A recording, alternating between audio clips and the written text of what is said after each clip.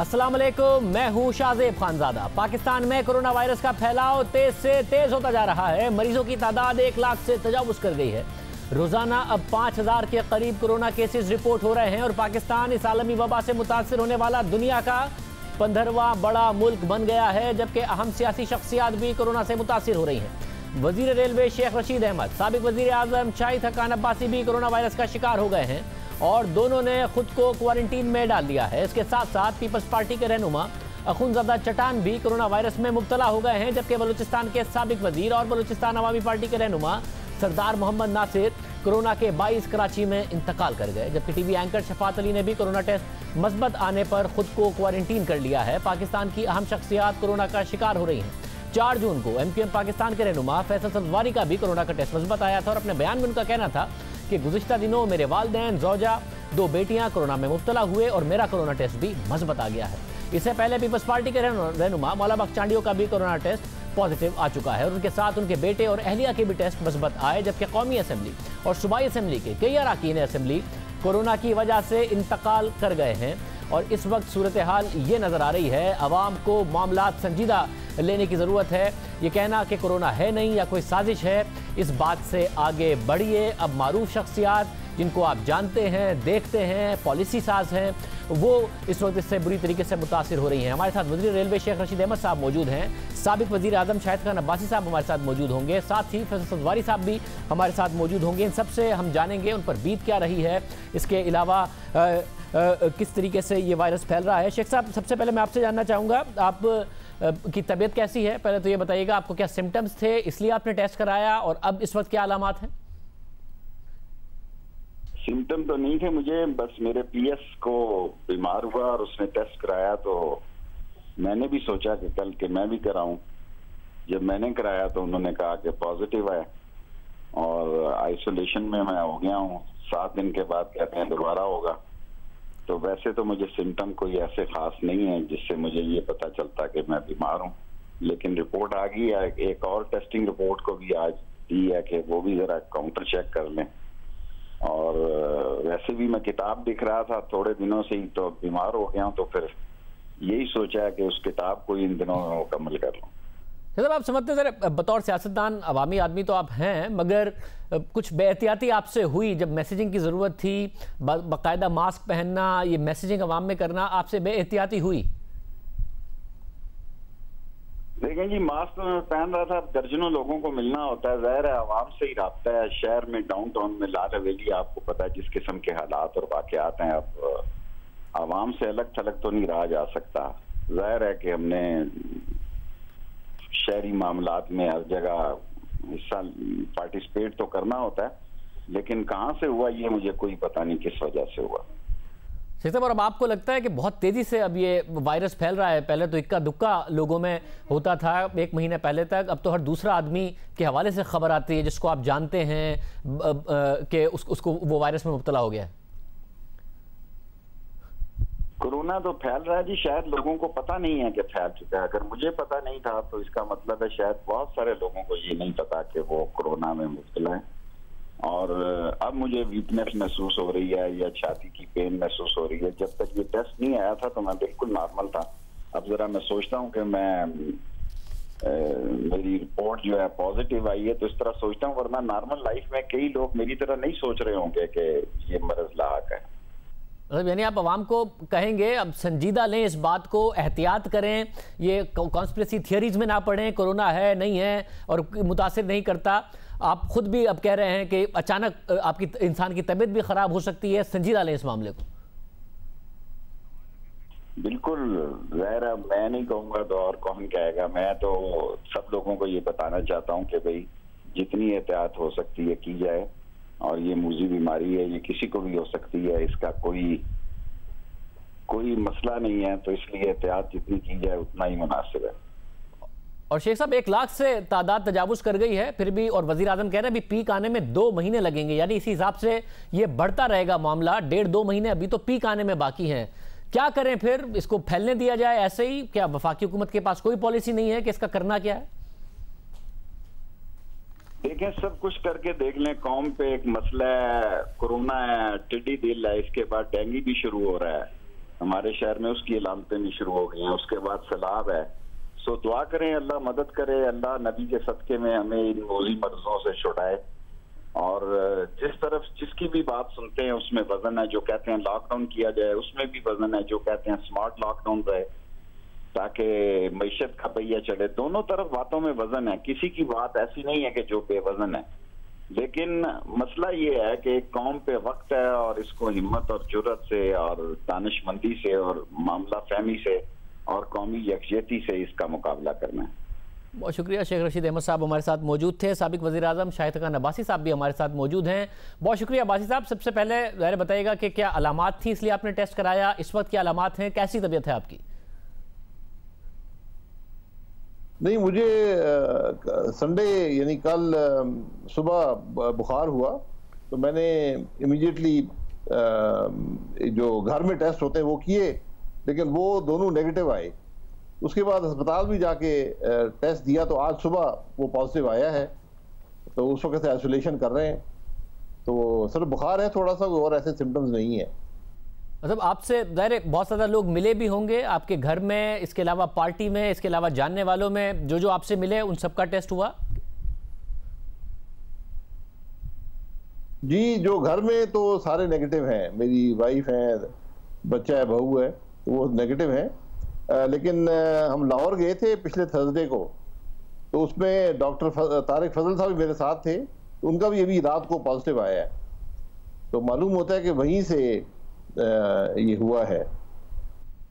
मतलब नज़र भी आ रहा है आपको लगता है कि बेहतियाती आप लोगों से हुई, जो सोशल डिस्टेंसिंग करनी चाहिए थी, ज़ाहिर सियासी लीडरान की तरफ से मैसेजिंग भी होती है, वो नहीं हो सकी। बहुत करीब करीब आप लोग थे, किसी ने मास्क पहना हुआ है, किसी ने नहीं पहना हुआ, बेहतियाती हुई? नहीं, बेहतियाती हुई है, ये तो उसमें कोई शुबा नहीं है। कोरोना इतना फैल चुका है और अब वहाँ पर इतनी जो लोग थे उनकी कोई प्रोटेक्शन नहीं थी। हमारे पास भी बदकिस्मती उस वक्त जो ऑर्डिनरी सर्जिकल मास्क है वो था। तो सर्जिकल मास्क तो दूसरे को प्रोटेक्ट करता है, आपको नहीं करता। तो अगर दोनों अफराद ने पहना हो तो फिर प्रोटेक्शन मिल जाती है। तो बदकिस्मती से वहाँ पर बहुत से लोग थे अदालत में जो मास्क के बगैर थे, तो शायद वहीं से ये सारा मामला हुआ है।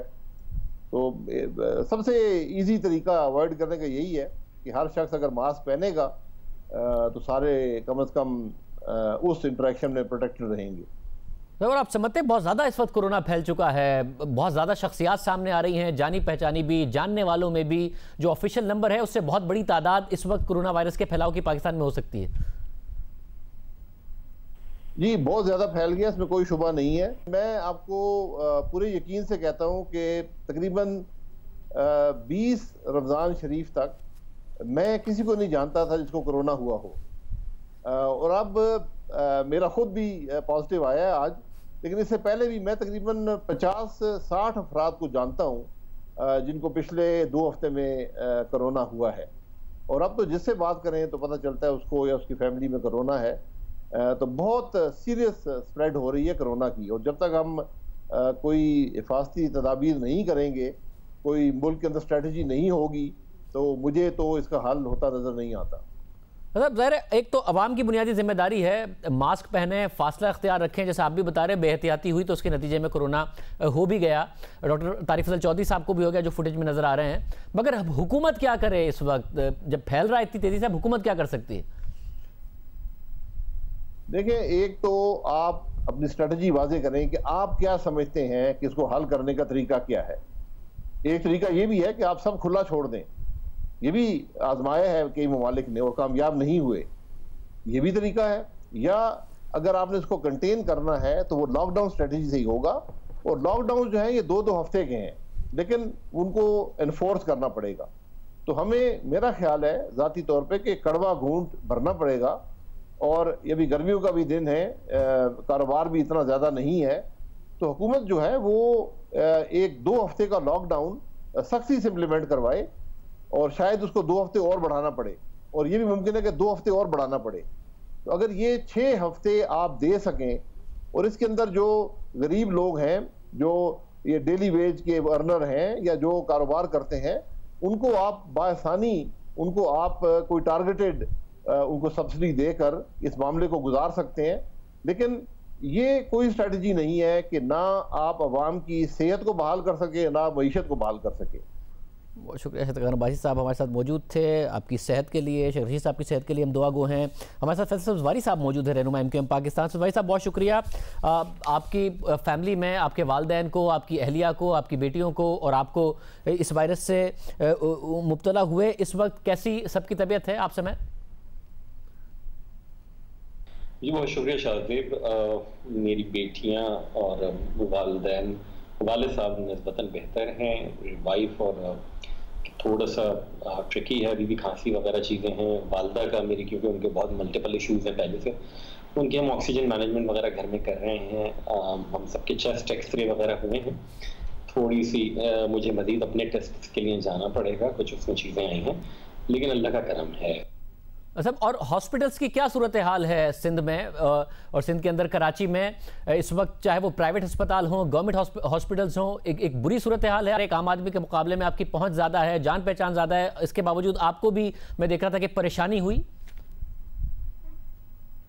शाहिद, जब मुझे ये कोरोना हुआ है और मैंने उसका इजहार करना इसलिए मुनासिब समझा क्योंकि मीडिया के दोस्तों को पता ही चल रहा था, और दूसरी बात ये कोई मतऊन होने वाली बात नहीं है अगर आपको कोरोना हो गया, खासकर ऐसे मुल्क में जहां पढ़े लिखे लोग इसको मानने से इनकारी हो, वहां ये ऐलान करना जरूरी था लोगों को आगाही के लिए। तो जब मैंने ऐलान किया तो मोहतरम सदर मुमलिकत साहब और वज़ीर आला साहब दोनों ने बहुत मेहरबानी की और फरमाया कि सारी चीज़ें अरेंज हो जाएंगी। लेकिन मैं ये समझता हूँ कि उनका बहुत नवाजिश तमाम दोस्तों की जिसने अयादत भी की और अपनी सपोर्ट का कहा, लेकिन एक आम आदमी के लिए शायद हम ये सिस्टम नहीं बना सके। मैं आपको कुछ देर पहले की बात बता सकता हूँ। मेरी भी डॉक्टर ताहिर शमसी से बात हो रही थी। एक पेशेंट के लिए हमें प्लाज्मा चाहिए, अपने लिए नहीं, किसी और हमारे एक दोस्त हैं, उनके वालिद एक बड़े मारूफ अस्पताल के ICU में हैं। जुल्म ये है कि वो अस्पताल प्लाज्मा ट्रीटमेंट को कबूल नहीं कर रहा क्योंकि वो मुफ्त में होता है और वो ये चाहते हैं कि लाखों रुपए का ट्रीटमेंट किया जाए। कोई सिस्टम नहीं है। मैं चाहूँ घर बैठ के नंबर डायल करूं और मुझे पता चल जाए मैंने किस अस्पताल में जाना है, जिस रेडियस में मैं ले रहा हूँ। ऐप का आया है, मैंने खुद उस ऐप को मॉनिटर किया, सारी की सारी चीज़ें शायद बदकिस्मती के साथ हम नहीं बना सके एक आम आदमी की इतनी सहूलत के लिए, जो कि हो जाना चाहिए था आज हम चौथे पाँचवें महीने में। बहुत शुक्रिया। फैसल सब्ज़वारी साहब हमारे साथ मौजूद थे। सूरत हाल ख़राब है इस वक्त, हॉस्पिटल्स की सूरत हाल वो बता रहे थे, आप सुन रहे हैं। इसलिए आवाम के लिए लाजमी है इस मामले को संजीदा लें, एहतियात करें, मास्क पहने, फासला रखें। कोरोना वायरस आम आदमी के साथ साथ आम शख्सियात को भी मुतासिर कर रहा है और अस्पतालों में आम आदमी के साथ साथ अहम शख्सियात के लिए भी जगह नहीं है। केसेस की तादाद बढ़ती जा रही है। आज वज़ीर-ए-आज़म ने कोरोना के बढ़ते हुए खतरे के बायस मुल्क भर में रवा महीने 1000 ऑक्सीजन बेड्स फराहम करने का ऐलान किया है। साथ ही खबरदार किया है कि जुलाई के आखिर या अगस्त में कोरोना वायरस का पीक आएगा। बुजुर्ग अफराद के साथ शुगर और ब्लड प्रेशर के मरीज कोरोना की वजह से खतरे में हैं, मगर आम लोग उसे संजीदा नहीं ले रहे और समझते हैं कि ये फ्लू है, इसलिए SOPs पर अमल नहीं कर रहे। वज़ीर-ए-आज़म का कहना था अगर एहतियात ना की तो मुश्किल वक्त आने वाला है। उन्होंने शहरियों से मास्क पहनने की भी अपील। इस वक्त हमारी जो जद्दोजहद वो ये है कि कोरोना आहिस्ता फैले, तेजी से ना फैले। हमें पता है कि कोरोना ने फैलना है। जो पीक है वो जुलाई के आखिर में या अगस्त में आएगी, जो पाकिस्तान में जो पूरी पीक है, और उसके बाद नीचे केसेस आ जाएंगे। आपके घर में बुजुर्ग होंगे, कई लोग बीमार हैं, जिनको ब्लड प्रेशर है, जिनको डायबिटीज है, इनकी जानें खतरे में है। क्योंकि आम लोगों के लिए खतरा नहीं है, इसलिए मैं देख रहा हूं कि लोग, हम जितना मर्जी कहते हैं, लोग इसको सीरियसली नहीं लेते हैं। आम लोग समझते हैं कि ये कुछ है ही नहीं, एक ये फ्लू है, इसलिए कोई SOPs भी अमल नहीं करते। अगर हमने एहतियात ना की, मैं आज आपको कह रहा हूं कि एक बड़ा मुश्किल वक्त आपके लिए आने वाला है। तो ये जो मास्क है, ये हर जगह जब आप बाहर निकलें ये मास्क पहने। जो जितनी तेजी से ये फैलती है, ये मास्क की वजह से तकरीबन 50% फर्क पड़ता है। बहुत अहम पैगाम है वज़ीर-ए-आज़म का, जिसे आवाम को संजीदा लेना चाहिए। अहम बात यह है कि इससे पहले कहा गया था कि कोरोना का पीक मई के आखिर या जून में आएगा, मगर अब कहा जा रहा है कि कोरोना का पीक तकरीबन 2 माह तक आएगा। यानी अभी 2 महीने तक केसेस की तादाद में रोज़ाना की बुनियाद पर इजाफा ही होता रहेगा। जो रोज़ाना 5000 तक पहले ही पहुँच गए हैं वो इससे ऊपर जाएंगे। जिन अक्सर ममालिक में लॉकडाउन हुआ वहाँ पीक आने में इतना वक्त नहीं लगा, जबकि कोरोना का पीक आने से पहले ही पाकिस्तान में केसेस की मजमूई तादाद 1 लाख से जायद हो चुकी है। लॉकडाउन खत्म कर दिया गया है और इसमें हर गुजरते दिन के साथ रिकॉर्ड इजाफा हो रहा है।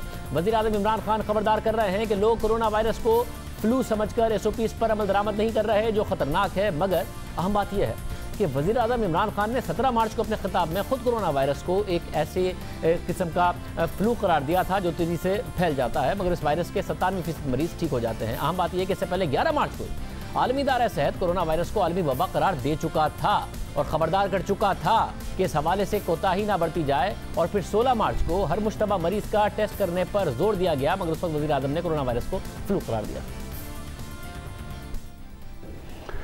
ये वायरस एक किस्म का फ्लू है और एक ऐसा फ्लू है कि जिसकी खासियत ये है कि बड़ी तेज़ फैल जाती है।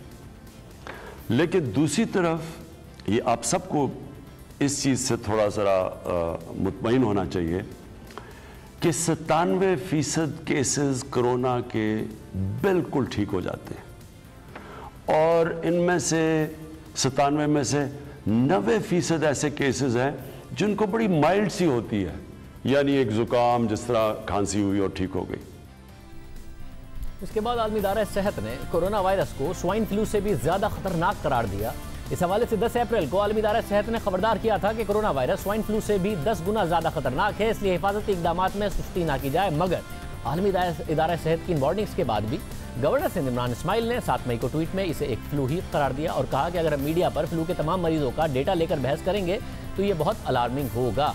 गवर्नर सिंध ने ये ट्वीट उस वक्त की थी जब वो खुद भी कोरोना वायरस का शिकार हो चुके थे और उसके बावजूद उनकी तरफ से बात की गई थी। अब वज़ीर आज़म ये वार्निंग दे रहे हैं आवाम को कि इसको एक आम फ्लू ना समझें, इस मामले को संजीदा लिया जाए। प्रोग्राम में एक ब्रेक शामिल करते हैं और आम तौर पर बात करेंगे।